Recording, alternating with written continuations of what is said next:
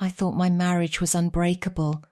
I thought the man sleeping beside me was mine, but one phone call after midnight revealed a secret that destroyed everything I believed. My name is Rachel Moore. I'm 32 years old, and until that night, I lived a life that felt calm, simple and safe. My husband Jason Moore was the kind of man people trusted instantly.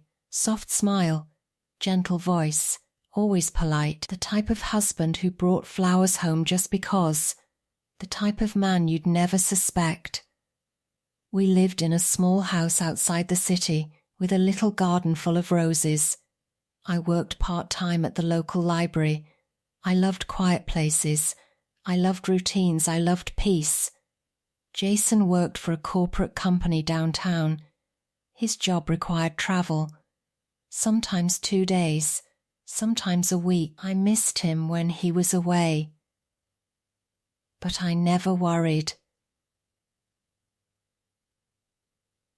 Because I trusted him completely.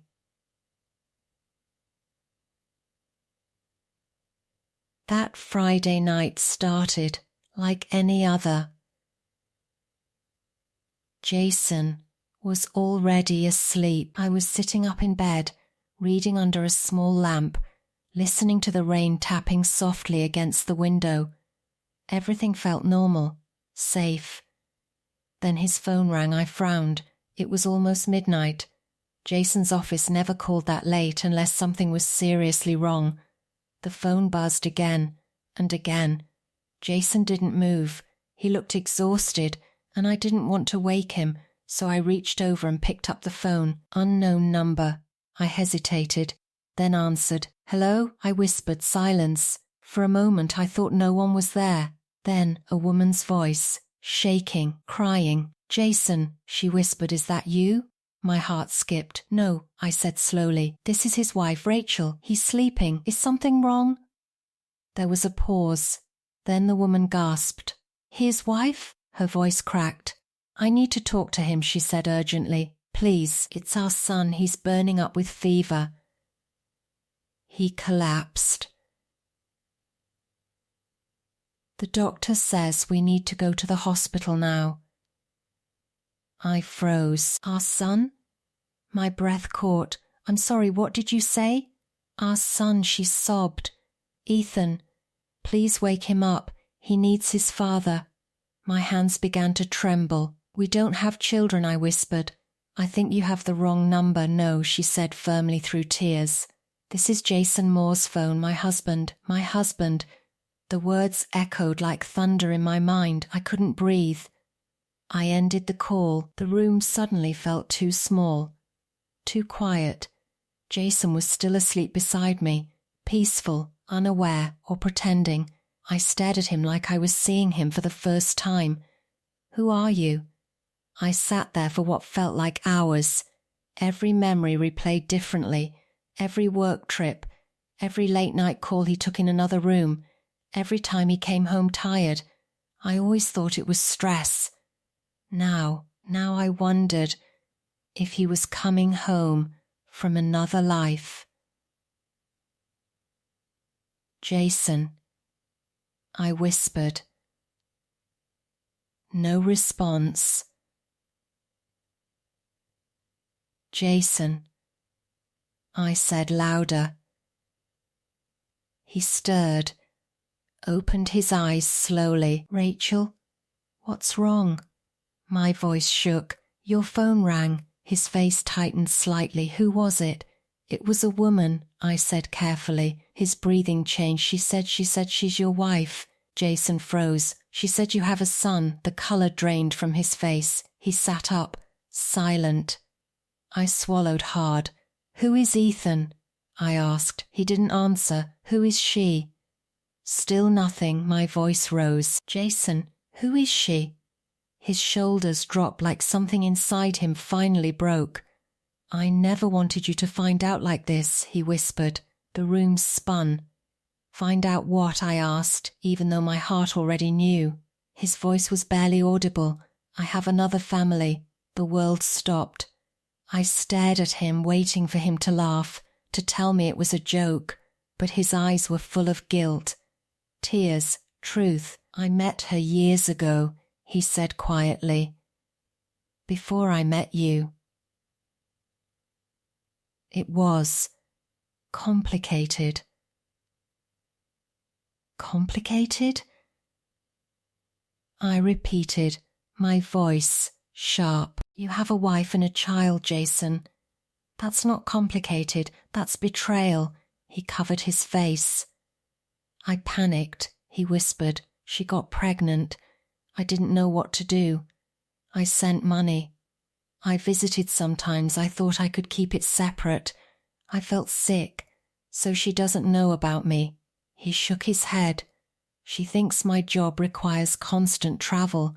I laughed bitterly. You lied to both of us, I thought about her voice.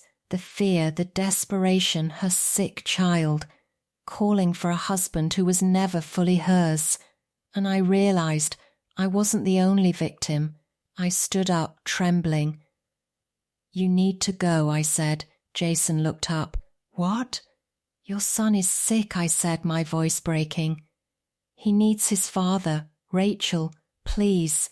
No, I snapped. Don't say my name like you deserve to. He reached for my hand. I pulled away. I loved you, I whispered. I built my whole life around you. I love you too, he cried. Everything with you was real. Real? I said. Our life was built on a lie. He was sobbing now. I never wanted to hurt you, but you did, I said softly. You destroyed me, he packed a bag, his hands shaking. At the door he turned back. I'm sorry, he whispered. I didn't answer. The door closed, and the silence that followed was the loudest sound I'd ever heard. I collapsed onto the bed. The next few days were a blur. The rain outside kept falling. I couldn't eat. I couldn't sleep. The world kept moving. Every corner of the house reminded me of him. My life had shattered. His jacket, his toothbrush in the bathroom. I felt like I was haunting my own life. Jason sent messages, long ones, begging, explaining, promising, I'll leave her, I'll come home, I'll fix everything, but I couldn't trust a single word. If he could lie for years, what else was he capable of? 1 week later I made my decision. I texted him one sentence, don't come back, it's over. Then I blocked his number. My hands shook as I did it, but I knew. If I didn't cut him out completely, he would keep breaking me. And then reality hit. The house was in his name. Most bills were paid by him. My part-time salary wasn't enough. I had no savings. I was heartbroken and suddenly terrified. How would I survive? I started looking for a small apartment. Something cheap. Something mine. A place where his shadow couldn't follow me, and that was only the beginning. Because 6 months later I saw him again, and he wasn't alone. Starting over was harder than I ever imagined. After Jason left, I moved into a small one-room apartment near the hospital district. It wasn't beautiful, the walls were thin, and the windows faced a brick building, but it was mine. No lies lived there, no secrets whispered in the dark. I took a full-time job at a hospital as a night receptionist. The hours were long, the work was tiring, but every paycheck reminded me that I could survive on my own. Some nights, when the building was quiet, I cried in the break room. Other nights, I surprised myself by smiling again. Healing didn't arrive all at once. It came slowly, in tiny pieces. 6 months passed. One cold evening, after a long shift, I walked home through a quiet street. The air smelled like winter. As I crossed the road, I stopped. Across the street stood Jason. He looked older. thinner, tired in a way that sleep couldn't fix. Beside him was a little boy holding his hand. The boy had bright eyes, Jason's eyes. My heart tightened. That must be Ethan. Jason noticed me then. Our eyes met. For a moment, time stopped. He didn't wave. He didn't smile. He just looked, ashamed. The boy tugged his hand. "Daddy, who's that?" Jason didn't answer. I gave him a small, quiet smile. Not angry, not sad, just final. Then I turned and walked away. I didn't look back. Because I didn't need closure anymore. I had already closed that door myself. Life slowly found a new rhythm. I learned how strong I was when I had no choice but to be. I paid my own bills. I filled my apartment with books, plants, and sunlight. I laughed again, real laughter, not forced.